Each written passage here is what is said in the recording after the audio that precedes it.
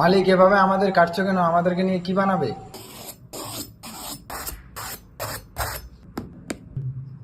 মালিক, আমাদের পেটে রসুন লঙ্কা দিচ্ছে কেন? কি বানাতে চাও বলো তো?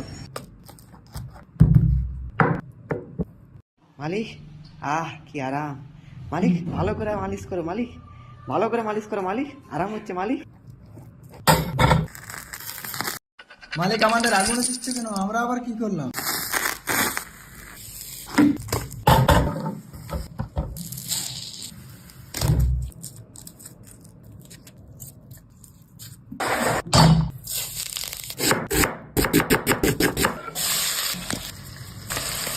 মালিক, লাল মালটা কম দিও, নাহলে সকালে বুঝবে ঠেলা।